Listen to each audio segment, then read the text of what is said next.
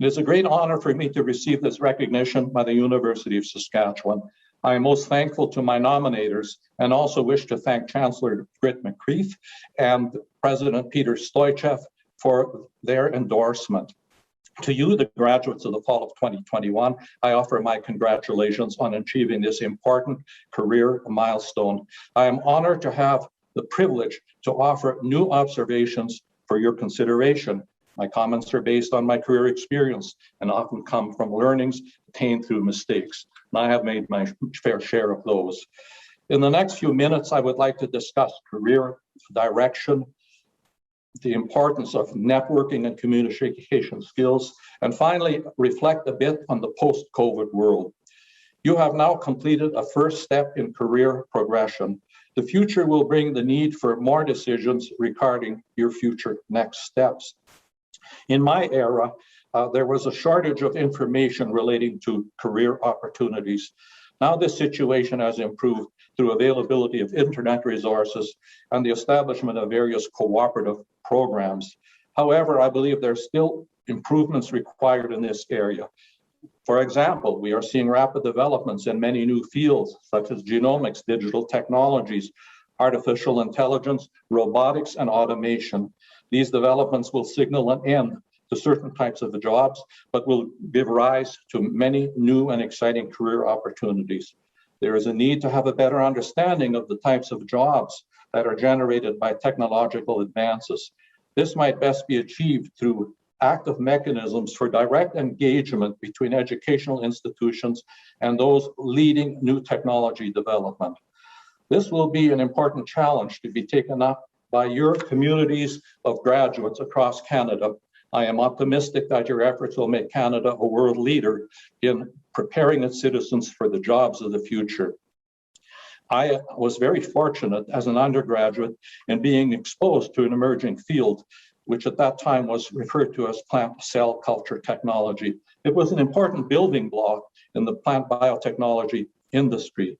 This exposure generated enthusiasm because of the enthusiasm of the local sessional lecturers who were National Research Council scientists actually working on the US campus. They were one of the 10 global leaders in this field of plant cell technology.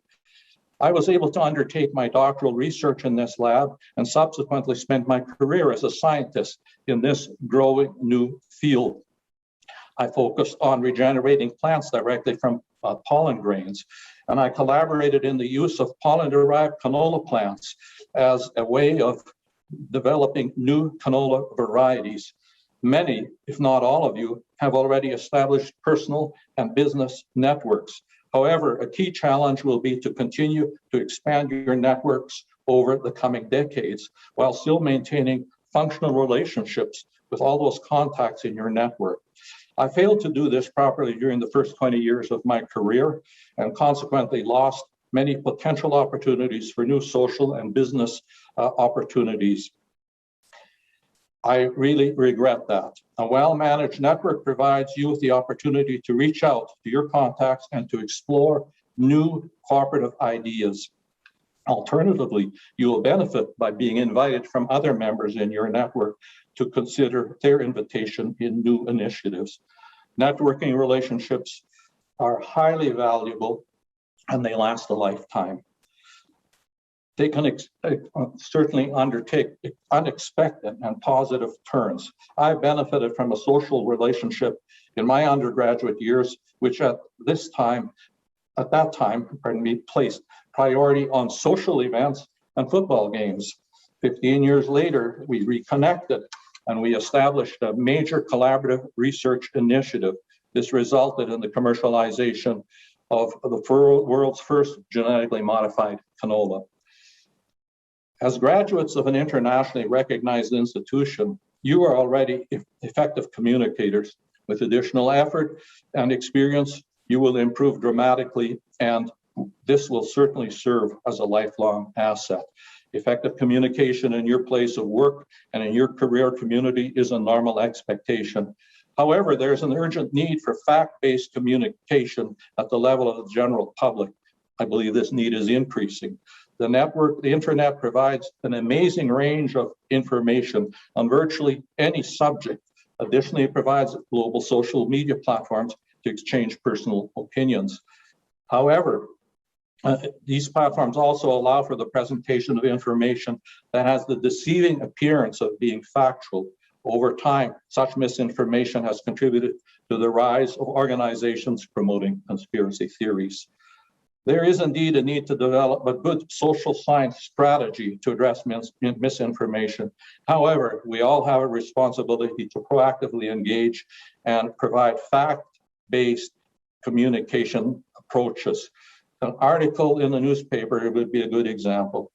Here, I would like to cite an example of ineffective and incorrect communication strategy that I and others pursued 25 years ago in the dialogue on genetically modified organisms, or GMOs. I refer specifically to the public dialogue around the importance of genetically modified crops.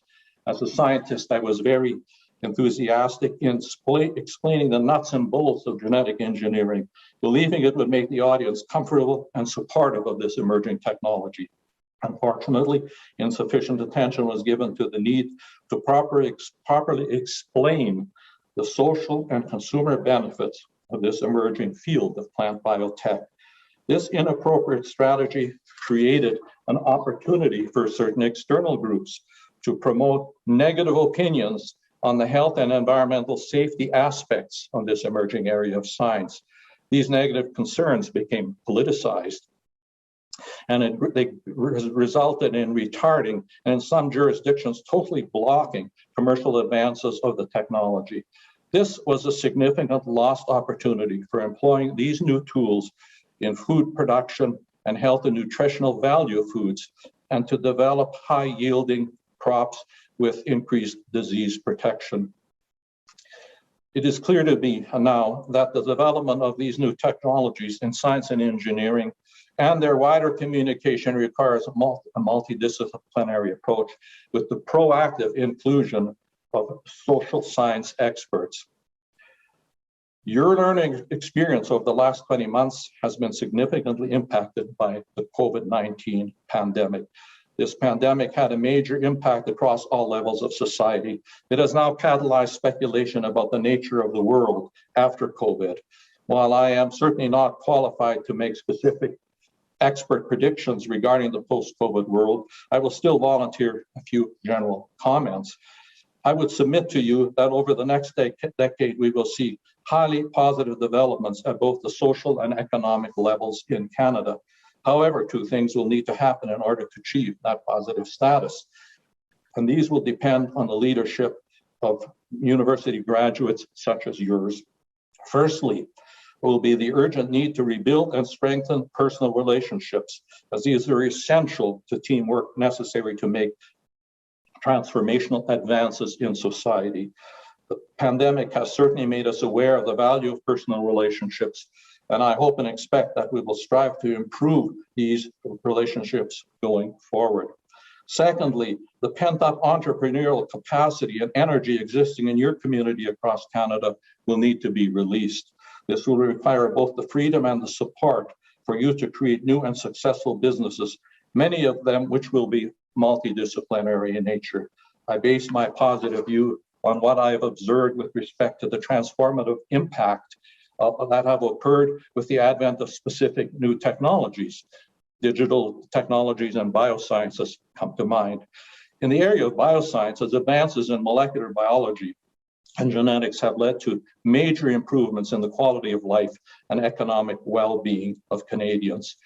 A good example would be the development of the new classes of mRNA vaccines that have now been employed against COVID-19. These vaccines are the outcome of new genetic technologies that will have major applications, not only in fighting virus diseases, but in ranging from cancer treatment to better quality food on your tables.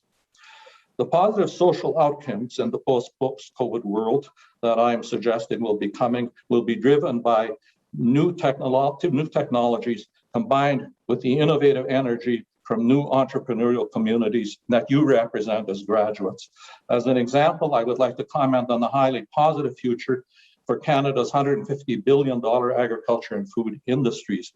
We can already see rapidly changing trends in several areas that many of these have been driven by the pandemic experience. These include renewed interest in home cooking, growing interest in food source, food nutrition, and certainly the whole area of food packaging and delivery and transportation, particularly associated with the expansion of food takeout services. We are also seeing heightened awareness of the problem of food waste, and certainly the need for sustainable crop and livestock production. All of these issues will drive innovation and the creation of new businesses. Through these types of innovations, Canada can continue to grow further on a global basis and as an agriculture and food powerhouse while creating new and exciting employment opportunities. Similar growth and employment opportunities will, of course, occur in other sectors of society. You are well positioned to build your careers going forward. My best wishes for happiness and career satisfaction as you take these next exciting steps into the future. Celebrate this important day.